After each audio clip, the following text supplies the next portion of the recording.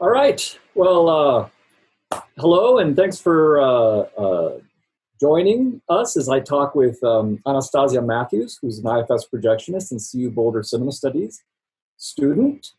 Uh, uh, these are short conversations where we talk about new art house movies available to watch on the internationalfilmseries.com website. And that's where we're providing theatrical video on demand links to several movies with the distributors then splitting the proceeds with us, the IFS, 50-50. It's a great way to support independent movie exhibitors and distributors during these rather strange times where our venues are otherwise shuttered down as we wait for a chance to open up our doors once again. Today we are talking about Shirley, a movie directed by Josephine Decker and starring Elizabeth Moss as the famous horror and mystery writer Shirley Jackson. Michael Stuhlbarg stars as Shirley's husband, the intimidating literary critic Stanley Hyman. The story unfolds, I think it's quite a few years after The Lottery was written. That's one of Shirley Jackson's most famous short stories, and it was first published in The New Yorker back in 1948. The film seems to take place in the mid-60s, and I think it's supposed to be the last year of Shirley Jackson's life. It screened at this year's Berlin International Film Festival and also won the U.S. Dramatic Special Jury Award at Sundance. Here, let's take a quick look. I feel like we're in the Scottish play, on the verge of madness. What will happen? See their secret looks. Freud would have had a field day. I'm counting down from 3. 3, 2, 1.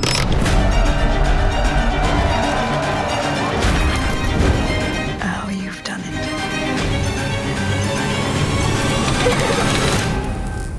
What becomes of your dear heroine? What happens to all lost girls? They go mad. All right, well, we're back. For my first little show and tell, I'm bringing my Edgar Allan Poe action figure since we're talking about horror writers. My personal pet peeve is anyone who says that they're a fan of Edgar Allan Poe and they don't know that you spell the middle name Allan. It's not Allen. All right, so. That's funny, I have the same figure. What's that? I said, that's funny, I have the same figure. Oh, fantastic. Last week when you and I were gabbing and I said, all right, well, the next one's going to be very different. And I told you it was going to be Shirley, and that's opening up tomorrow on our the website. And I'm just curious, I think it sounds like you did your homework in terms of, did you read The Lottery? I did, and as soon as I started reading it, I remembered that I knew the story but hadn't actually read it, and so I was so glad to finally get to do that. And I'm so thankful I did before watching this film. It was a super short read, and Sure. Yeah. I think reading some of her work before going into this film really contributed to the whole atmosphere and tone of the film. Yeah, I was curious about, do you remember your first time reading The Lottery and how that went? It's been a lot. It's been a while. It's been a while. But actually, what I can do is I can share with you. So this actually, this is my bookshelf, and that's actually the edition of short stories that I read. And I think it was probably, I was working at the Boulder bookstore, so it was right around when I was graduating from college. And she's got tremendous gripping prose. I was really quite taken with her. I think while I'm on that bookshelf, one of the things that I just read about her that I thought was interesting was that she and her husband were both enthusiastic readers who had a personal library of over 25,000 books. Oh, wow. Which is pretty impressive. Mm-hmm. And I also saw that they were good friends with like a lot of very, well-regarded literary personalities. So what do you think of the film? I loved it. I was really intrigued the whole time. I think it relied a lot on like atmosphere and tone, and I think that really helped it because narratively, if you just look at what happens, not very much happens, but each moment felt like it was full of tension. Yeah. And so, like, even moments that might have been happy in another story, it still didn't just sit right with this. So I really enjoyed experiencing that throughout. What I thought was sort of interesting is that, whoa, check out how much they do look alike.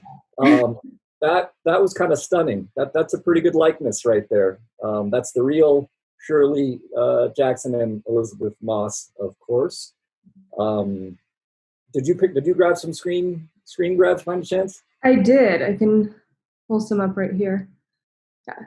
So, like with this, you can see how that's a regular dinner scene, but it clearly doesn't look like it.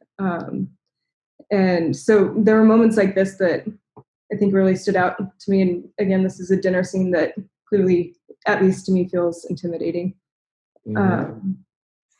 And so for me, it felt like there were moments that felt like a woman under the influence for me, and just a blend of these different aesthetics and tones that made the film kind of just a little bit daunting in tone. And to go back to your picture that you showed with Elizabeth Moss and Shirley, I think something that was really interesting with this is it talks about a real person, but it doesn't purport to be a biopic in any way. They changed a lot about her personal life. Like, I think at the time of this film, she had 3 kids at the time. 4. Oh, 4. Yeah. But in this, she doesn't have any, so it's some things. Yeah, the film takes a lot of liberties. It's not going to be. I mean, there are a lot of things you won't find out about Shirley Jackson from watching this movie, like that she died at the age of 48 from cardiac arrest, thanks to in part to weight issues and heavy smoking, or that. I mean, there's a lot of things that, like you said about the children. They should have been around because they were still living in the house. But what you will find out, that does seem to be the case, is that you will find out that Shirley Jackson and her husband is a control freak, prone to infidelities, and that she herself suffered various ailments, including agoraphobia, which is an interesting disease to be thinking about in a time when we're all sort of stuck in our homes or apartments and trying not to go out. So we've all become sort of agoraphobic in a way. But yeah, the movie definitely takes liberties. But this won't give anything away. The first half hour, I was trying to get engaged, and then the last hour, I definitely I got sucked in, and this won't spoil anything. But the last scene, there was a sort of a very unexpected, spirited romantic melancholia about the way it just all came together, and I was actually quite taken with the ending, and I thought it I thought it worked. I thought it sort of delivered what it was trying to do, and it was I've seen Elizabeth Moss and so many other things. I know she was just in this year's The Invisible Man, right, which is another movie about a woman being sort of domineered by a guy, and she was also in Us, and she was also in The Square, which we've shown at the IFS. So yeah, it's and I thought that the performances were really quite strong. I'd also like to add that for those who aren't familiar with Shirley Jackson, she was also the author of The Haunting of Hill House, which was described by Stephen King as one of the most important horror novels of the 20th century. The Lottery, the short story, is itself a seminal piece of fiction, and it was such a scandal at the time it was released that people, because it was in the New Yorker, and people were canceling their subscriptions to the New Yorker in droves, and they got a lot of hate mail, or she did. And now, of course, it's considered one of the most famous short stories in American literature. The way I would pitch this to someone who didn't know what they were walking into is that if you're a fan of The Wicker Man, or even the Purge movie franchise, you really owe it to yourself to read The Lottery. And I think once you read that, you'll be more interested in seeing this movie, which tells you a little bit, although it obviously takes a lot of freedoms, but it tells you some things about the author. Yeah, yeah. I think that's a great parallel to The Wicker Man. That yeah. Yeah. Well, there's the credits offer some interesting notes as well. It's always interesting when you see a movie that's got 13 producers.